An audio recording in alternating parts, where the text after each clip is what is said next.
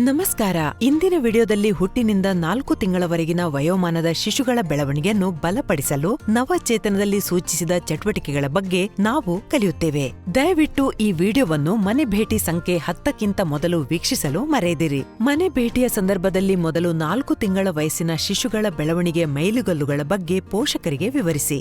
ನಂತರ ವಿಡಿಯೋದಲ್ಲಿ ಸೂಚಿಸಿದ ಸರಳ ಆಟದ ಚಟುವಟಿಕೆಗಳನ್ನು ಅವರೊಂದಿಗೆ ಆಡುವ ಮೂಲಕ ಪ್ರದರ್ಶನ ಮಾಡಿ. ಪ್ರದರ್ಶನದ ನಂತರ ಪೋಷಕರು ಮತ್ತು ಇತರ ಕುಟುಂಬ ಸದಸ್ಯರಿಗೆ ಪ್ರತಿದಿನ ಮಗುವಿನೊಂದಿಗೆ ಈ ಆಟಗಳನ್ನು ಆಡಲು ಪ್ರೋತ್ಸಾಹಿಸಿ. ಈ ಚಟುವಟಿಕೆಗಳ ಮೂಲಕ 4 ತಿಂಗಳ ವಯೋಮಾನದಲ್ಲಿ ಶಿಶುಗಳು ಸಾಮಾನ್ಯವಾಗಿ ಈ ಕೆಳಗಿನವುಗಳನ್ನು ಮಾಡಲು ಸಾಧ್ಯವಾಗುತ್ತದೆ. ತಮ್ಮ ತಲೆಯನ್ನು ಸ್ಥಿರವಾಗಿ ಹಿಡಿದುಕೊಳ್ಳುವರು ಮತ್ತು ಬೆಂಬಲದೊಂದಿಗೆ ಕುಳಿತುಕೊಳ್ಳುವರು. ಶಬ್ದ ಕೇಳಿದ ದಿಕ್ಕಿನೆಡೆಗೆ ತಲೆ ತಿರುಗಿಸುವರು. ಆಟಿಕೆಗಳ ಕಡೆಗೆ ಚಲಿಸುವರು. ಜೋರಾಗಿ ಕಿರಿಚುವರು ಮತ್ತು ಆ ಈ ಮತ್ತು ಊ ಎಂದು ಶಬ್ದ ಮಾಡುವರು. ತಮ್ಮನ್ನು ಕನ್ನಡಿಯಲ್ಲಿ ನೋಡಿದಾಗ ನಗುವರು.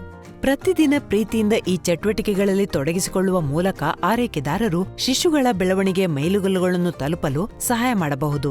ನವಚೇತನದ ಪ್ರಕಾರ ಮಗುವಿನ ಜೀವನದ ಮೊದಲ 4ನೇ ತಿಂಗಳಲ್ಲಿ ಮಾಡಬೇಕಾದ ಚಟುವಟಿಕೆಗಳು: ಜೇನುನೊಣಗಳನ್ನು ಅನುಸರಿಸುವುದು, ಆಟಿಕೆಗಳನ್ನು ತಲುಪುವುದು, ಶಬ್ದಗಳನ್ನು ಅನುಕರಣೆ ಮಾಡುವುದು, ಮಗುವಿನೊಂದಿಗೆ ಮಾತನಾಡುವುದು. ತಾಯಿ ಮಗುವಿಗೆ ಆಟಿಕೆಯನ್ನು ತೋರಿಸುವ ಮೂಲಕ ತನ್ನ ಮಗುವಿನ ಕೈ, ಕಾಲು ಮತ್ತು ಬೆರಳುಗಳನ್ನು ಬಲಪಡಿಸಲು ಹೇಗೆ ಪ್ರೋತ್ಸಾಹಿಸುತ್ತಾರೆಂದು ನೋಡೋಣ.